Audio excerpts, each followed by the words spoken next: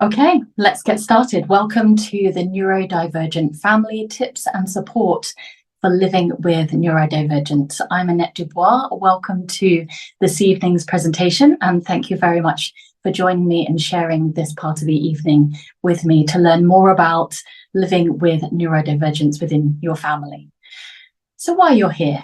You're here because maybe your child or teenager has been officially diagnosed, or perhaps you suspect there is some level of neurodivergence, or maybe going through the neurodivergent process and assessment, you've realized that perhaps you or your partner within the family may have neurodivergence. So whichever it is, welcome. Now, to get the most out of the presentation, I want you to stay as focused as you can. And if you're prone to getting distracted or have other distractions, I would say take them away as much as possible. But here's another quick tip: doodle. Now, there's been various different research done about doodling. And what happens is it causes part of the brain to be active, where the other part of the brain can focus on the primary task, which is, of course, this presentation. So get doodling and you'll notice a big difference. It will keep your attention for a lot longer. It helps you to stay focused and attentive. We'll be playing some video clips. Neurodivergence, a natural difference in our brain, which affects our processing and our understanding and different brain function. And some are more than others. So all of our brains look kind of similar, but they all process slightly differently. And that's the naturalness of neurodivergence. However, some process more differently than others. And here's an example. Just look at your fingerprint for a moment. And then just really look at your fingerprint for a moment. It's not something we do often, but actually when you realize that is your unique fingerprint. There is no two fingerprints the same. Even identical twins do not have the same fingerprint. So in terms of our brain, it's all slightly different. We're not textbook. We're not fitting into a box. But unfortunately, what happens with society is they try and fit us into a box. There's certain expectations or societal norms. And if your child, your teen, or you don't fit into those, then of course, we don't process things in the same way, or we don't understand things. And that can have a negative impact on confidence, self-esteem, learning, functioning, just feeling good within themselves. So I've got some things to share, and also learning more about my unique spectrum process, which helps every individual with neurodivergence. So as a few examples, if I said the word mandarin, you might think of the fruit, Mandarin, or you might think of the language, Mandarin. So whilst both are correct, without the clarity, it causes confusion. Now, if I said to you about, think of the fruit, a mandarin, of course, naturally, you would think about it quite quickly. If I said to you something about the Chinese or Mandarin language, you would think more about that. So we're going to have a bit of fun to understand the differences and how we will process and understand things differently. So in a moment, as we talked about the tech, in a moment, Ian is going to show a picture of a dress. So when you're ready, Ian, picture of a dress. Okay, so you've got a dress in front of you. Do you see gold and blue? Interesting. Or do you see gold and white? Now, weirdly, I went through this in practice and looking at it, but now I've got quite a big light on for the individual. I too see black and blue, yes, depending on the light. Okay, who's right? It all depends on how we process things, what we see, how the light is reflecting. We're all different. So it doesn't mean to say that gold and white are correct, or blue and black are correct. It's just how we all individually view things. Now, when Ian and I were going through this, I saw something completely different. I clearly saw gold and white. And Ian, you saw? I saw blue and gold. Yeah. So neither of us are right. It's just how we perceive and process the things in the beginning. And that's often what happens with information and details and how society is. It says we should see it just in gold and white or gold and blue, not in a roundabout way, in different understandings of how we process. Okay, so thanks for the picture, Ian. Now we're going to play a video clip shortly. Now, this video clip is from the show Ellen DeGeneres, and this is to help understand how we hear things differently. So when you're ready, Ian. Yay. Yay. Correct. Yay. Yay. Okay, how many people hear Laurel? How many people hear Yanni? Again, yelling does not make more of you. You still are not as many people as the correct people, which are Laurel. It is Laurel. Laurel. It's so easy. It's Laurel. So more of you hear Laurel. The people who hear Yanni, I'm going to have to ask you to leave because it's crazy though, isn't it? I mean, we can hear the exact same thing and then hear something completely different. Isn't that so true? So who heard Yanni? Some people making comments. And anyone here, Laurel? Me.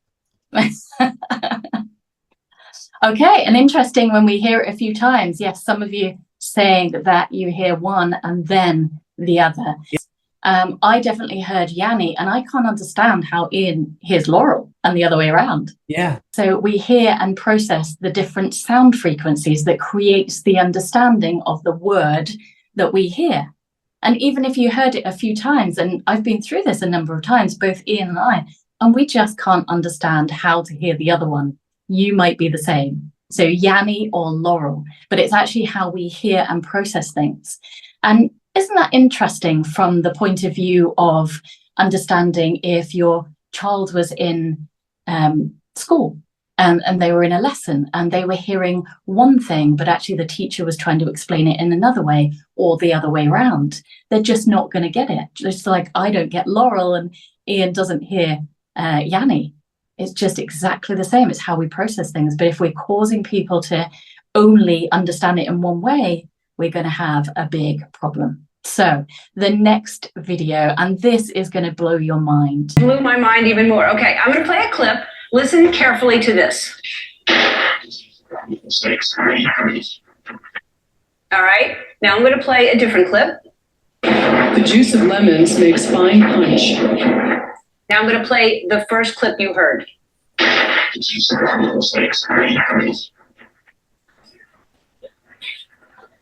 like a horror movie, isn't it? Clearly you can hear the juice. The juice of lemons, right? Makes fine punch. Anyone else hear that to start with? I mean, how cool or spooky is that? So weird. But it is. It's so weird. And all you hear, I don't know whether anyone else just heard that static to start with. And then when things become clearer, the second time you hear it, you suddenly hear it. It becomes clear. It's like one of those really pixelated pictures. And then all of a sudden it becomes clear. So when communication is distorted, like the static that we heard originally, then of course it causes confusion. It fries the brain and the thinking, and we don't understand it. But then, of course, when we gain clarity, that's where the power is. We get it. And your child or teen will be the same in their learning or their processing. They'll hear the static in instructions that you might give or what the teacher says or other social aspects. But then, of course, when they gain clarity in the way that they understand it, it all becomes clear. So it may be related to you. Maybe you either have been diagnosed with neurodivergence or you think through your child or teen's assessment that maybe you are as well. So maybe you're at work or you're a boss or a colleague is trying to explain something and you just don't get it. And that's like the static. And however many times that person keeps repeating it in the same way, you just don't get it. But actually, if it's explained in a different way, or there's visuals to it, or some other thing, all of a sudden it becomes clear. And so the impact of us expecting to process and understand things all in the same way is just going to cause confusion. That lowers our confidence. We find our self-esteem is very, very low. We struggle and become unhappy. And it may be that you felt that you've struggled over your life as well, not quite getting it, not quite understanding things. And then suddenly things become clear. And that's really the reason why I created the spectrum process. And no, I have not spelt it wrong. Now, spectrum, as you know, we usually associate spectrum with autism spectrum condition, or you might know it as disorder, which is various different symptoms and different co-occurring traits. So it's a range. And what we want to understand is even within a neurodivergence, there is a range in them. So it may be that the ADHD is less hyperactive, more inattentive. It may be the ASC is more to do with the social or the obsessions or things like that. So there is a range within all neurodivergence and variations in our brains, as we learnt. Therefore, we have to recognize how to understand and treat the individual. No tick sheets or tick boxes or textbook or anything like this. We're all individual. So we want to make sure that we have individual ways to understand how to deal with things.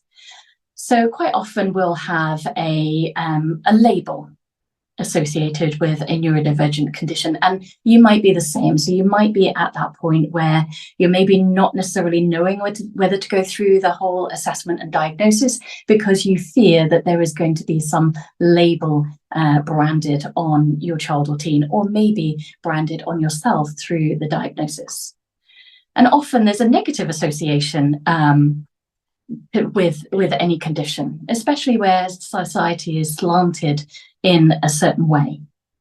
And here's an example, and I put a couple of examples on videos on various different social media platforms that I've got. So if you haven't followed and you're not following, please do, because I put up some really helpful videos. But one of them was an example of negative labeling and also limiting distortion. So a number of years ago, I was coaching a 10-year-old boy and he was going to a climbing wall birthday party of one of his friends. And he was dyslexic. And we were having a conversation and he said, "Oh no, I would never be able to get up the top of the wall because I'm dyslexic." And so for us adults, we think, well, how being dyslexic stops that boy getting up the top of the climbing wall? But he'd already created those limiting beliefs and negative labels associated with difficulties or challenges that he's having at school or with his learning. And quite often, young people, or maybe even adults, will use "it's because." It's because ... It's because I've got ADHD. It's because I've got autism. It's because other things. And so change the question. Rather than "it's because," is it because? Is it because I struggle with social aspects because of my autism? Is it because I procrastinate a lot associated with my ADHD, or is it something else? And what this helps to do is flip the perspective and start to find some solutions rather than almost the blame on that particular condition. So we want to see behind the condition. You're not a label. You're not the condition itself. You have wonderful qualities, you have great strengths, you have things that other people can't do or can't know very, very quickly. And your child or teen is exactly the same. So we want to recognize the person, not just the condition. And I say that from personal experience. I've had a thyroid condition diagnosed since I was 4. So way back in the late 70s, early 80s, that was a big thing. And doctors didn't know what to do or how to treat it initially. So I remember them getting out the textbooks and saying, oh, you should be this and you should be that. I'm not a textbook, nor are you, nor are your child or teenager. If you have enjoyed Annette's presentation so far and would like to watch the rest of the video on the neurodivergent family, please see the link in the description. And remember to like and subscribe for all the latest helpful videos by Annette.